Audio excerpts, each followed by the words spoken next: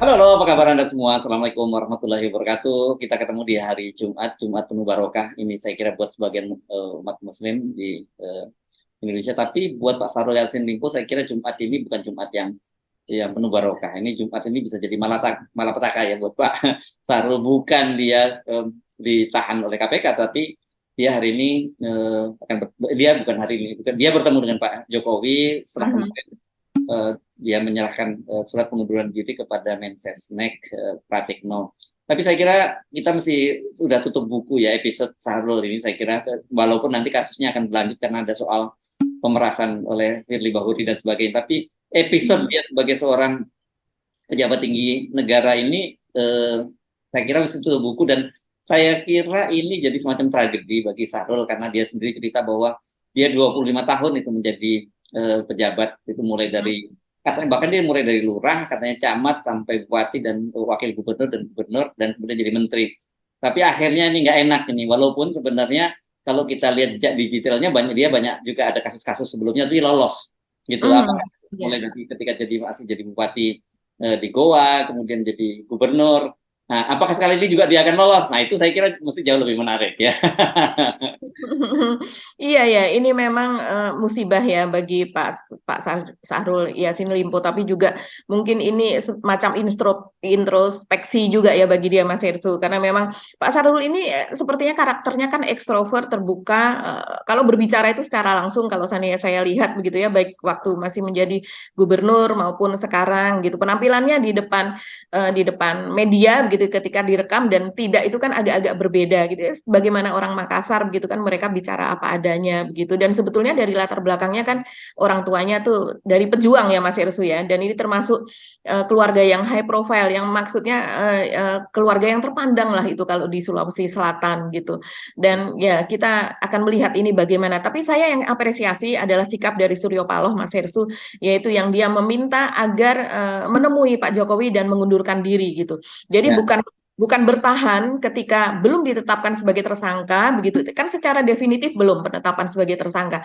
Di partai lain gitu misalnya sebelum sebelum dia ditetapkan tersangka, walaupun dia sudah digeledah dan sebagainya, dia sudah sudah di masyarakat itu sudah seru lah begitu ya, itu belum tentu dia mengundurkan diri gitu, baik Ya. itu kepala daerah maupun menteri. Tapi ini baguslah dengan begitu kan KPK dan juga Polda begitu ya mengurus soal pemerasan itu akan lebih leluasa karena waktu dia sepenuhnya adalah untuk mengurusi masalah hukum ini. Walaupun sebenarnya menurut saya tanggung ya. Kalau cuma Hmm. Sahrul yang diminta mundur sekalian aja Bu Siti LHK ya.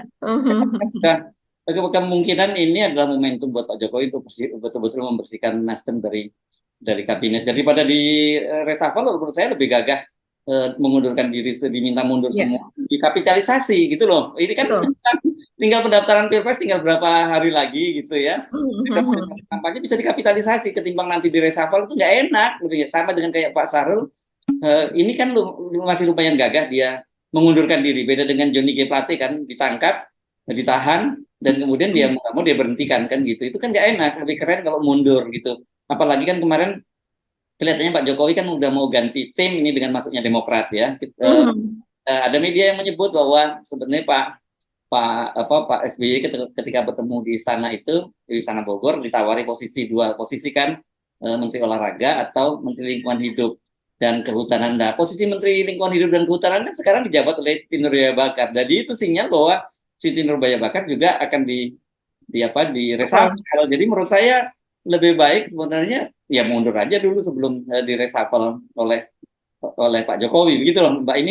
Ini menurut saya itu justru episode yang menarik itu. Kalau episodenya Syahrul Yassin Limpo itu saya kira tutup buku. Tinggal apakah dia itu menunjukkan kesaktiannya lagi, bisa berkelit lagi setelah perjalanan panjang sebagai seorang birokrat gitu, dan kemudian beberapa kali dia mengalami kasus gitu. Pernah ada kasus narkoba, juga pernah ada kasus kan gitu ya.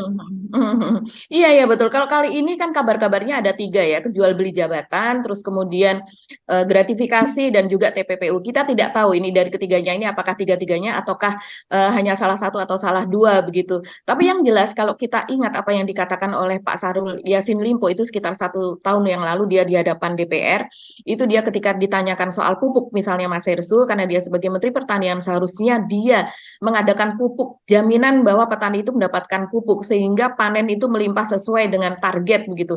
Nah, selama ini kan ketika petani menginginkan pupuk, ketika kelapa sawit pekebun kelapa sawit yang plasma ya tentunya kecil-kecil membutuhkan pupuk itu kan belum tentu ada tersedia sehingga panen itu bisa terlambat atau panen tapi tidak seperti yang diharapkan. Dan ketika itu dia menjelaskan bahwa kalau seandainya saya yang memiliki wewenang maka itu akan saya usahakan sepenuhnya. Tapi itu saya hanya sekian persen wewenangnya. Anda tahu bahwa itu ada di kementerian ini dia sebutkan dan ketika kemudian dicecar dia mengatakan bahwa jangan pancing-pancing saya sudahlah, saya jangan ditanya soal itu karena nanti maksudnya adalah dia akan menyebutkan pihak-pihak lain yang bermain dalam hal ini. Kalau saya melihat juga Mas Herssu ini misalnya kita bandingkan dengan yang terjadi pada Menteri Perdagangan yang lalu Muhammad Lutfi ini juga agak berbeda perlakuannya. Ketika itu Muhammad Lutfi tidak terkena gitu ya, hanya diperiksa sekian jam gitu. Tapi ternyata dia yang seharusnya sangat-sangat bertanggung jawab seperti halnya juga sekarang Menteri SIL ini dari Menteri Pertanian ini. Tapi sampai sekarang ternyata ya hanya sebatas dirjen saja begitu, Ya, ya. berhenti di situ. Nah, makanya menurut saya ini harusnya dikapitalisasi karena eh, ada kasus bukan hanya kasus Lutfi ya. Kalau Lutfi kan kemudian di reshuffle. Kan juga waktu kemarin ada Menteri Menko Perekonomian Airlangga Hartarto yang sudah diperiksa oleh Kejaksaan Agung dan kita nggak tahu kelanjutan kasusnya seperti apa. Kemudian Dito Aryo Tejo yang juga sudah diperiksa oleh Kejaksaan Agung. Juga kita nggak tahu kelanjutannya seperti apa. Padahal di kesaksian di pengadilan sudah jelas disebut namanya dan berapa jumlah uang yang diterima dan itu cocok semua dengan cerita-cerita sebelumnya. Ada Mr. XYZ itu yang dan Mr. Z yang terima 27 miliar dan kemudian nggak lama kan sehari setelah Dito diperiksa Kejaksaan Agung ada yang mengembalikan uang 27 miliar ke Magdir Ismail. Jadi sebenarnya ini kerjaan gampang banget gitu untuk nyusun puzzle-nya sudah tersedia tinggal dipasang aja itu sudah jadi semacam mosaik kan gitu Mbak ya.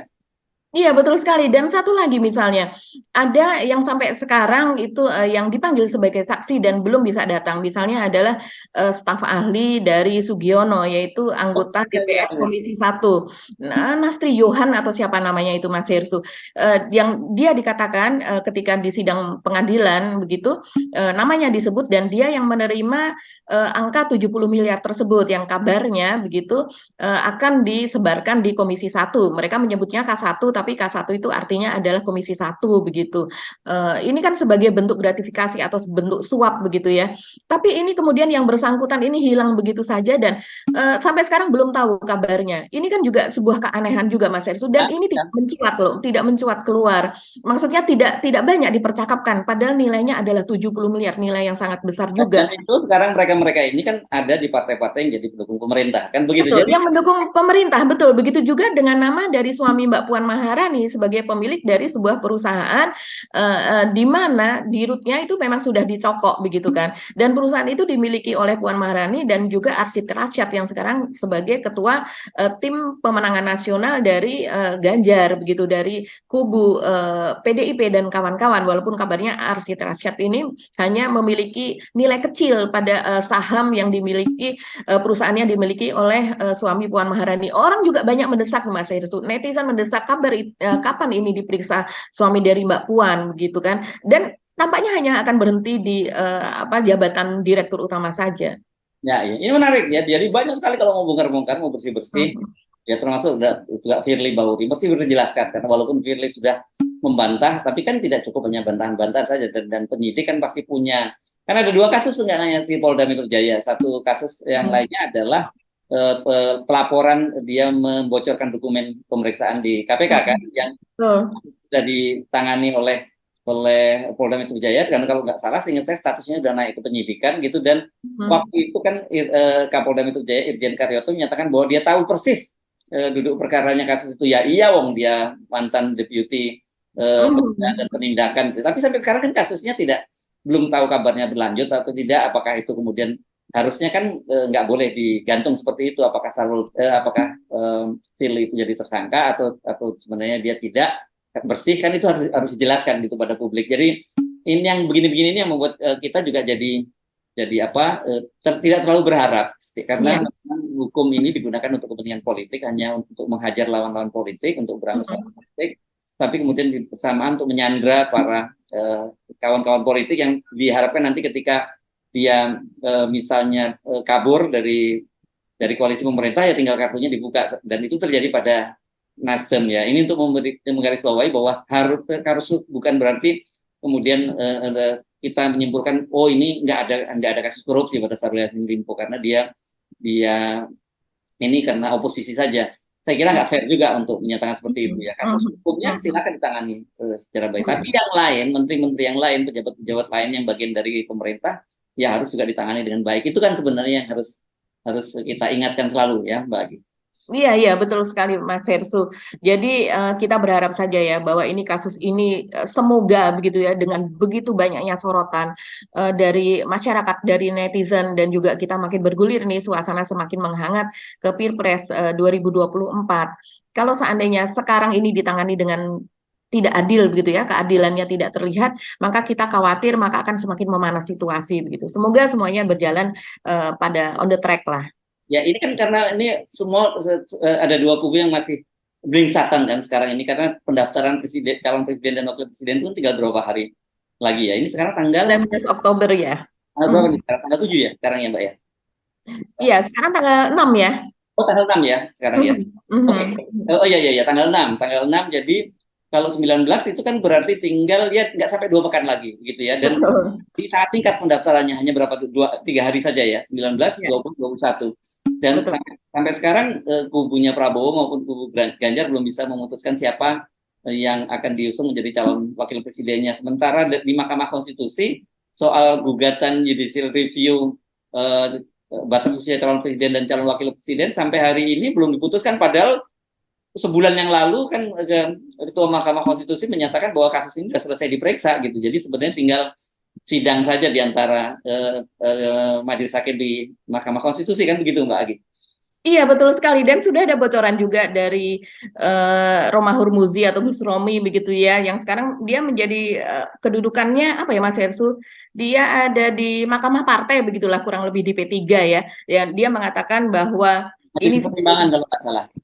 Iya. Majelis pertimbangan. Majelis pertimbangan ya. Dan dia membocorkan bahwa sebetulnya Gibran itu sudah sekitar 6-7 kali itu dilamar oleh Prabowo begitu, sudah dilamar dan kemudian dan sekian kali pula itu belum mendapatkan persetujuan dari Pak Jokowi begitu. Tapi dalam hal ini kalau menurut istilahnya Romahur Muzi, Pak Jokowi sekarang sedang dalam perenungan yang mendalam begitu untuk meluluskan apakah Gibran itu nantinya akan keputusannya seperti apa. Tapi dia meyakini bahwa apa yang akan keluar dari dan dia mendapatkan informasi dari dalam kabarnya begitu. Wah, ini mirip-mirip juga dengan Denny Indrayana ya. Dia mengatakan bahwa kemungkinan besar keputusannya adalah tetap di angka 40, tapi yaitu tadi dengan tambahan frase bahwa atau pernah menjabat sebagai kepala daerah. Ya artinya ini Gibran artinya akan bisa begitu ya kalau seandainya memang diproyeksikan untuk mendampingi Prabowo. Dan nanti keputusannya dissenting opinion 5-4. Selalu begitu. Dan kita tahu siapa yang nanti dissenting opinion itu pasti ya Saldi Isra, terus kemudian siapa lagi Profesor Emin Nurbaiti dari sana, kemudian Wahidudin siapa ya itu aja sih itu.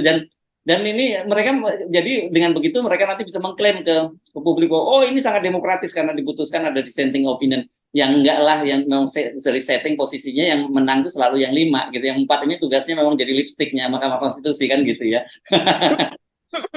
Dan ini yang mengherankan juga sudah beberapa kali rapat kabarnya begitu Mas Hersu dari para hakim ini, dari 9 hakim ini sebenarnya sudah berkali-kali rapat dan kita juga sudah mendengar kan mereka juga mengatakan ya kira-kira pekan ini juga akan diputuskan, tapi ternyata pekan ini tidak jadi, pekan depannya lagi. Jadi ini begitu alot di dalam ini, mungkin juga menunggu juga bagaimana hasil dari perenungan mendalamnya Pak Jokowi. Ya dan ini membuat beringsatan nih para calon presiden saya kira Pak Prabowo juga masih tersandra nih. Ini siapa sih yang mau kalau kan Pak Prabowo jelas maunya itu pasti Gibran. Itu udah pastilah Pak. Diputuskan itu Pak Prabowo maunya seperti itu. Tapi kan PDIP juga berusaha untuk menarik Gibran juga gitu ya. Dan juga Pak Jokowi masih bermain-main dengan misalnya Kaisang bertemu dengan Puan dan sebagainya. Itu menunjukkan PDIP sendiri juga nggak pede kalau tidak didukung oleh Pak Jokowi kan begitu. Jadi ya akhirnya mereka korek-koreknya nggak lari jauh-jauh ke NU lagi kan gitu ya. Ganjar misalnya kandidatnya itu kalau Pak Mahfud MD atau Khofifah Indar Parawansa kan begitu. Kemudian di Gerindra juga mulai mengincar Khofifah. Jadi ini kan mengulang lagi ya pemilu dulu ketika Hasyim Muzadi tahun berapa itu ya, Hasyim 2000 berapa ya, saya jadi lupa itu, ketika Hasyim Muzadi, terus kemudian Ya, ada tokoh-tokoh NU semua semua betul. dipanggil maju, terus ada Solahuddin Pak Wahid Yusuf Kalla. Mhm. ya, dan itu jadi dan kemudian Pak Pak Yusuf Kalla kan juga sebenarnya juga bagian dari NU. Dari NU, betul. Mhm. Jadi dan ternyata kemudian suara NU nggak cukup signifikan pada waktu itu juga gitu ya, karena dipecah-pecah itu. Nah ini memang menarik, dan apalagi kemudian NU-nya sendiri ini ada faktor PBNU dan ada faktor juga PBNU itu, terus kemudian ada faktor Ansor, YW Ansor yang sekarang Mhm. diketuai oleh Menteri Agama Yakut Khalil Qomas kan gitu. Jadi Mhm. benar-benar ini walaupun NU disebut bahwa dia tidak akan terlibat dalam urusan kontestasi pilpres, tapi kalau kita simak para fungsionarisnya itu ya semua ngomongin soal pilpres semua, termasuk sekjennya Saifullah Yusuf kan. Iya, dan kita juga mendengarkan narasi begitu kan Mas Hersu. Sebelumnya kan dari Ketua PBNU itu mengatakan, Ketua Umum PBNU mengatakan bahwa mereka tidak akan terlibat dalam dukung-mendukung, mereka juga tidak akan bermain politik praktis. Tapi kemudian belakangan ini kita mendengar beberapa petinggi dari PBNU mengatakan bahwa mereka akan segera mengeluarkan semacam statement begitu ya, bahwa arah dukungannya itu kemana begitu. Nah, Ini ya, agak lucu juga, dan yang seperti ngomong lagi ke Rois Am lagi ya. betul, betul. Ya, Rois Am yang saya pikir tadinya apolitis, ternyata juga dia menyatakan begitu, tunggu komando dari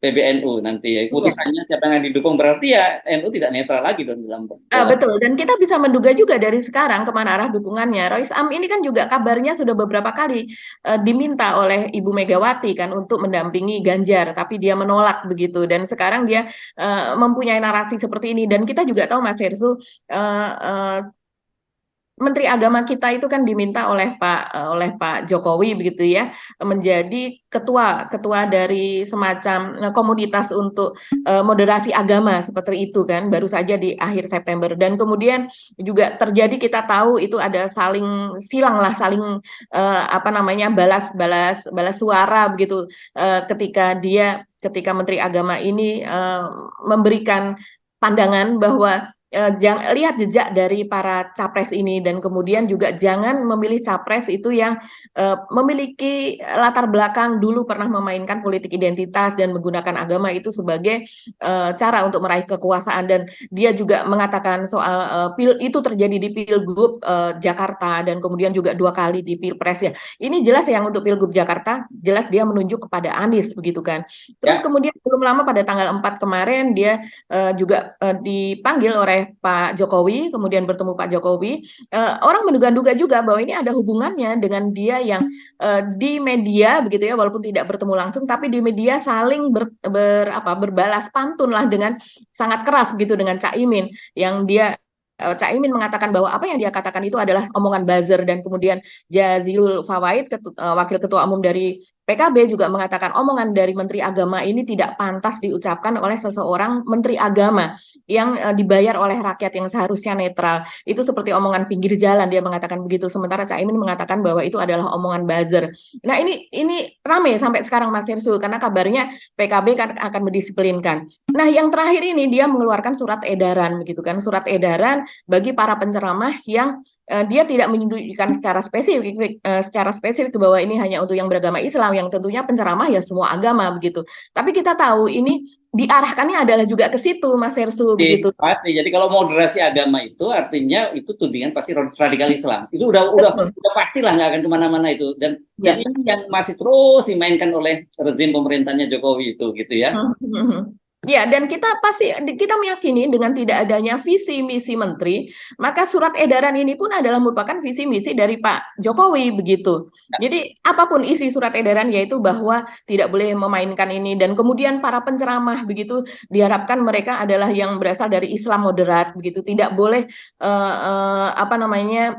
Padahal yang namanya moderat pun definisinya apa tuh sampai sekarang kita juga tidak tahu batas-batasannya begitu Mas Ersu. Ya. Apakah kalau kemudian menceritakan gitu dalam khotbahnya gitu mengatakan tentang kemunafikan, munafikun, itu spontan ada yang tersinggung, biasa begitu kan. Surat Al-Kafirun ketika itu dibicarakan itu ada yang tersinggung. Jadi padahal itu ada di dalam agama Islam. Saya rasa ini akan justru hal-hal yang seperti ini dengan diungkit-ungkit seperti ini itu akan semakin memanas sih Mas Hersu. Dan kemudian posisi dari pemerintah ini betul-betul tidak netral. Belum lagi Pak Jokowi cawe-cawe, Menteri Agamanya pun menjadi semacam alat begitu ya untuk malah justru keterbelahan itu semakin besar. Ya kan kalau di Nasrani misalnya ada disebut orang yang itu ya orang domba yang tersesat. Ya nggak ada Betul. masalah juga ya. Itu kan memang keyakinan teman-teman saudara-saudara kita yang beragama Nasrani. Ya kita tinggal menghormati saja kan yang Betul. begitu. Cuma memang kemudian kalau itu dikemas menjadi narasi kebencian itu yang tidak boleh dilakukan. Tapi ketika bicara di dalam komunitas sendiri, ya saya kira kita mesti saling paham karena sejak awal kan bangsa ini memang dibangun didirikan itu dari bangsa yang majemuk baik dari sisi suku Betul. maupun rasnya begitu. Yang begini Hmm. kan kita udah dari zaman dulu juga udah biasa banget kok kita yang seperti itu kan. Kenapa sekarang kok di zaman era Pak Jokowi ini jadi persoalan yang serius kan gitu ya. Iya, iya. Kalau kita melihat Menteri Agama ini kan sebagai ketua umum dari GP Ansor begitu ya, dan juga di bawahnya ada Banser apa dan sebagainya. Dan kemudian kita sudah tahu arah dari Banser itu di mana, di Jawa Timur bahkan sudah ada yang menyebut nama Ganjar apa dan sebagainya. Nah, saya juga melihat ini Mas Hersuk. Mas Hersuk mungkin melihat hal yang sama bahwa ini memang menjadi semacam kekhawatiran gitu ya kalau kita lihat di medsos begitu kan. Anies ini mendapatkan serangan yang sangat dahsyat gitu. Selain juga kalau buzzer dari Pak Ganjar ini yang paling memiliki banyak buzzer ini kan dari kelompok Pak Ganjar begitu ya. Karena ini dulu banyak yang dari buzzernya Pak Jokowi dan kemudian melimpah kepada Pak Ganjar. Walaupun sekarang Pak Jokowi lebih banyak kita lihat mendukung kepada Prabowo, tapi kan buzzernya ini tetap aja banyak yang tetap ke sana seperti buzzer Cokro dan sebagainya begitu ya tetap ada di sana begitu Mas Hersu. Jadi sekarang ini narasinya kepada Anies adalah soal itu tadi. Padahal kalau menurut saya ini akan bunuh diri kalau seandainya seperti Amin gitu, Anies dan Muhaimin ini memainkan narasi politik identitas begitu. Karena apa ya namanya mereka tidak boleh dukungan dari dunia internasional apalagi begitu kan ini sorotannya sangat luas sekali kalau Indonesia sekarang ini begitu begitu terbuka begitu ya dan kemudian yang terjadi sekarang itu mereka tidak mungkinlah memainkan politik identitas ini sebagai salah satu yang diusung sebagai tema itu begitu. Yes, oke. Oke, saya kira ini minggu-minggu ke depan ini makin makin blingsatan nih, semakin mereka belum dapat pasangan gitu. Iya, Karena iya. waktunya semakin makin jadi jangan terlalu kaget kalau banyak manuver-manuver yang bermacam-macam gitu ya. Iya, Ya, iya, Mas Ekso ada satu lagi, yaitu hasil survei dari CSIS. Kalau kita kan selalu mempertanyakan siapa dulu kapan ya itu? lembaganya dan ada apa, tapi hasil survei dari CSIS yang pada akhir September kemarin yang memang cukup mengejutkan, yaitu bahwa apabila terjadi head to head begitu antara Anies dengan Ganjar, maka yang menang adalah Anies begitu. Jadi, tapi kalau Kapan ya? seandainya, Survei tahun 2022 ya? iya, Survei. iya. Oh, oke oke. Ya, dan kemudian mereka juga mengatakan kalau seandainya bertiga begitu kan ini masih terbelah. Tapi kalau seandainya berdua, ini mungkin juga yang saya rasa sih menjadi salah satu concern mereka ya Mas Hersu. Oke. Mari kita pindah ke topik yang lain ya. Soal apa nih Mbak Agi yang perlu kita bahas? Ini soal ada dua sebetulnya ya. Yang satu adalah soal kereta cepat. Ini ada cerita lucu begitu bahwa kereta cepat KCIC gitu yang baru saja sekarang masih masa gratis ya, masih uji coba juga ya. Itu sempat berhenti gara-gara ada domba begitu Mas Irsu. Anak domba kecil katanya tuh begitu. Tapi ini membuat KCIC tersebut sempat terhenti selama 10 menit gitu. Dan ada satu lagi ya ini soal sirkuit Mandalika di mana ada ratusan orang pemilik lahan di sekitar Mandalika, bahkan di dalam sirkuit itu, yang memprotes mereka meminta pembayaran atas lahannya yang selama ini tertunda-tunda sudah sekitar 2-3 tahun ini. Dan mereka kemudian mengancam akan melakukan pemagaran, ada yang melakukan pemagaran, ada yang melakukan aksi nanti pada saat berlangsung. Ini kan tanggal 13 sampai 15 itu sudah ada MotoGP Mas Hersu, dan sekarang sudah persiapan, bahkan hotel-hotel juga sudah di-booking, banyak yang penuh di sekitarnya. Ini ternyata masih tetap berlangsung sampai sekarang dan ini jadi sorotan nih Mas Hersu. Oke. Jadi kalau soal kereta cepat saya kira ini memang masih jadi kontroversi ya. Kalau tadi itu kalau Mandalika ini juga saya kira ada persoalan serius tadi ya berkaitan dengan lahan-lahan warga yang sampai sekarang belum belum dibayar begitu ya. Saya kira mungkin yang kita fokus saja ke soal soal kereta cepat ya, karena meskipun mungkin kita sedikit mengulang kan kemarin yang dibahas itu kan soal utang cicilan pokok dan bunganya yang total sebulannya mencapai 226 miliar. Gitu ya, dan kemudian waktu itu kita termasuk yang mempertanyakan soal tapi kelihatannya rupanya staf Menteri Keuangan ya, staf khusus Menteri Keuangan Justinus Pratowo ini menganggap ini apa ya, kurang klinik lagi atau enggak itu yang ngitung-ngitung seperti itu, Mbak? Iya, jadi ini bahkan memang masih jadi gunjingan ya Mas Hersu. Apalagi kemarin itu Perdana Menteri Inggris Rishi Sunak itu kan menghentikan proyek kereta cepat di Inggris yang mereka sebut HS2 kalau tidak salah HS2 begitu. Mana Jadi ya? Dari ya mana? ini kereta cepat ini dari London kemudian ke West Midlands itu yang sudah terbangun. Jadi karena ini kan adalah proyek dari pemerintahan sebelumnya. Itu dari London ke West Midlands itu sudah terbangun, kemudian akan nyambung lagi ke Birmingham, kemudian nyambung jauh ke Manchester begitu. Dan ini memerlukan biayanya memang membengkak, yang tadinya hanya ratusan triliun kemudian membengkak menjadi sekitar 1.300 triliun. Jadi rupanya pembengkakan ini juga terjadi di sana begitu Tapi Mas bukan Heru. Cina ini ya, bukan kerjasama dengan Cina ya? Iya, iya, bukan. Nah, terus kemudian ini kalau seandainya dengan Cina dihentikan seperti ini bisa Makin bisa mati ya Eh, kenapa? iya menjadi skandal besar begitu ya. Jadi ini kemudian dikaji, apalagi Inggris kita tahu itu salah satu negara di Eropa yang terkena dampak dari akibat dari perang antara Ukraina dengan Rusia, di mana energi itu menjadi sangat mahal, makanan gandum menjadi sangat mahal dan sebagainya. Kita tahu ya, kita banyak mendapat berita bahwa anak-anak di Inggris di kalangan tertentu itu hanya makan sekali, bahkan mereka berangkat sekolah tanpa mereka bisa sarapan dan sebagainya.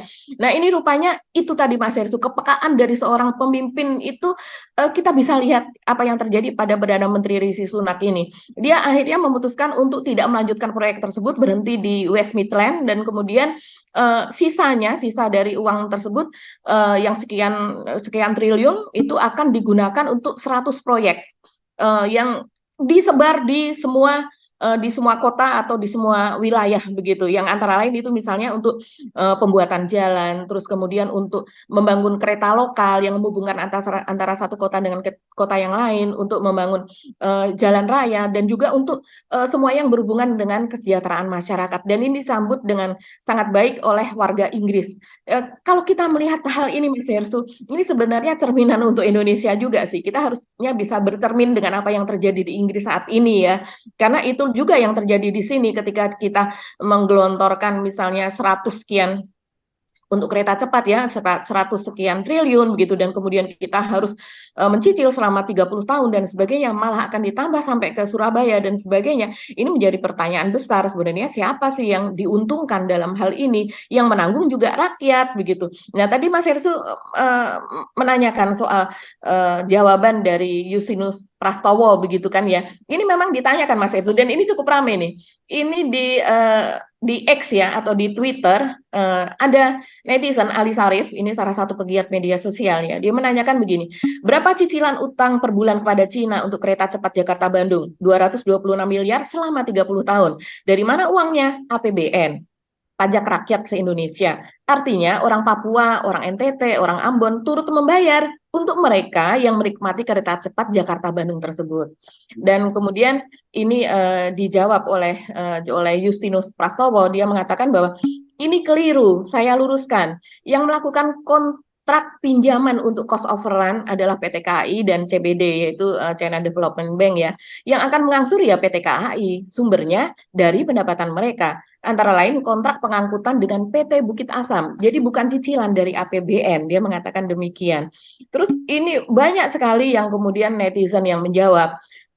Misalnya seperti ini, Eko Widodo atau Eko Boy mengatakan, untuk nutup biaya operasional saja nggak yakin PT KAI sanggup apalagi bayar cicilan. Seru juga lihat anak buah menteri terbaik dunia dirujak oleh netizen begitu. Dan kemudian ada juga, kalau saya sendiri Mas Derisu melihatnya ini jawaban Justinus ini biasanya dia menghadirkan data begitu dan kemudian dia ada analisa datanya, kemudian bahkan mungkin dia membuat semacam diagram prediksi apa dan sebagainya. Tapi di sini dia tidak menghadirkan data gitu ya. Ini agak-agak aneh, agak-agak di luar kelaziman dari apa yang dilakukan oleh staf khusus dari Menteri Keuangan ini. Karena memang ya, kemudian ada yang mengatakan seperti ini misalnya. Ya, Pak, PT PII yaitu Penjaminan Infrastruktur Indonesia ya. PT PII pun permodalannya dari PMN, yaitu penyertaan modal negara. Jadi ya intinya APBN juga bukan, Pak. Untuk cicilan KAI, apakah pendapatan bulanan KAI jauh lebih besar dari cicilan atau pas-pasan?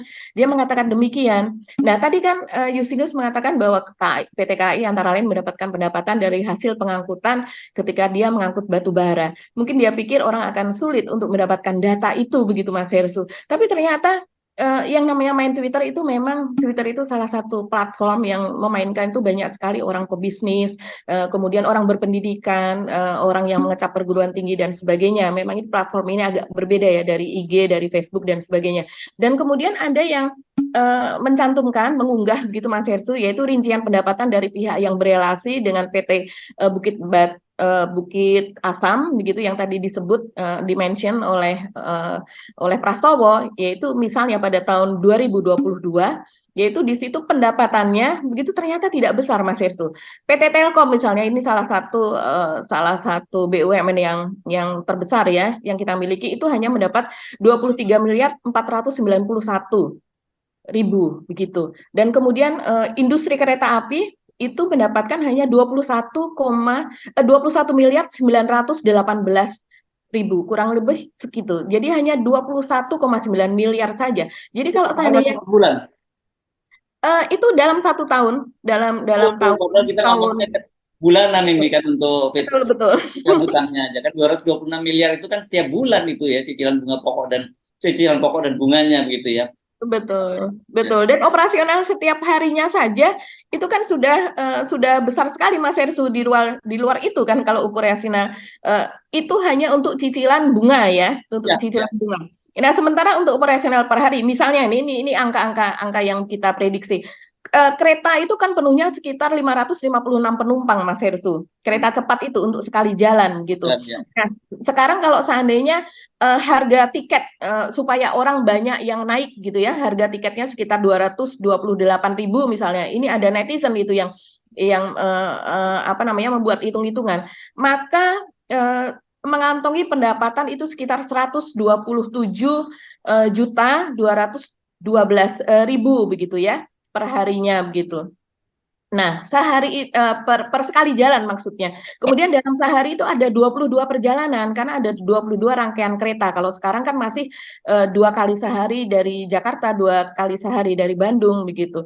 Nah, jadi artinya dengan asumsi kereta terus beroperasi selama setahun, yakni 365 hari tanpa libur sehari pun dan penumpang selalu penuh begitu ya, keretanya selalu penuh, total pendapatannya setahun itu hanya 1,02 triliun. Nah, ini belum dikurangin biaya operasional, perawatan, gaji pegawai yang juga kurang lebih sekitar begitu. Sekitar 1 triliun juga, Mas Hersu. Jadi untuk mencapai pendapatan 114,24 triliun saja sesuai hutang kita itu tadi, kereta cepat Jakarta-Bandung ini harus beroperasi penuh terus selama setahun dengan penumpang yang juga penuh itu selama 112 tahun. Ya, udah nggak mau dijelasin seperti apapun. Saya kira saya lebih percaya pada penjelasan Bang Faisal Basri sampai kiamat pun enggak, dia akan tetap merugi ya. Saya kira gitu ya Mbak Aki. Udah itu, saya kira sebagai seorang ekonom senior dia nggak ngomong asal sekedar bombastis saja gitu. Dia pasti juga Betul. basicnya berdasarkan data dan kajian-kajian. Oke, Iya. Mbak Aki. Saya kira kita udah bahas semuanya ya topik-topik yang menarik hari ini ya. Kita tunggu perkembangan lebih lanjut karena masih akan ada drama-drama yang lain. Itu yang paling disoroti pasti soal drama siapa calon wakil presiden yang akan diusung yang digandeng oleh Prabowo dan Ganjar gitu yang sampai sekarang ada penjelasan tinggal 13 hari lagi. Tapi mereka masih sibuk sana sini masih window shopping gitu ya belum Ya. belum bisa membeli. Dan juga kasusnya Pak Firly, ini bagaimana kelanjutannya? Apakah Polda juga akan melanjutkan kasus dan buka-bukaan gitu? Oke. Iya. Iya, Mas Ersu. Sedikit saja ya soal tadi kita tambahin Mas Ersu karena ini agak menggantung. Yang soal Mandalika itu kita minta lah ya Mas Ersu. Ini kan Mandalika sudah berapa tahun sih dari tahun 2001, 2002, 2022. Ini kan katanya menguntungkan begitu ya. Dan kemudian selama ini dikorek-korek soal Formula E begitu. Misalnya yang ini utangnya berapa, berapa yang belum dibayar dan sebagainya. Tapi ternyata ini kan salah satu PSN nih, kebanggaan pemerintah dan menjadi sorotan dunia banget ini. Itu kalau seandainya sekarang yang terjadi ancaman dari ratusan, bahkan saya tidak tahu kalau berikut dengan kakaknya begitu ya, mungkin jumlahnya ribuan yang terdampak ini. Kemudian ini pasti akan disorot lagi. Mereka yang sekarang sudah ada di media begitu. Mereka mengancam untuk melakukan aksi begitu ya, yang tanah-tanahnya ini belum diganti. Bahkan ada di dalam. Ada yang menuju ke tempat parkir katanya itu akan dipagari, Mas Hersu. Nah, Dan ya, Pak. ya, mereka akan melakukan aksi, akan melakukan demo begitu warga setempat. Ini krusial banget loh untuk Ya, dan itu nanti akan jadi berita internasional ya kalau itu terjadi.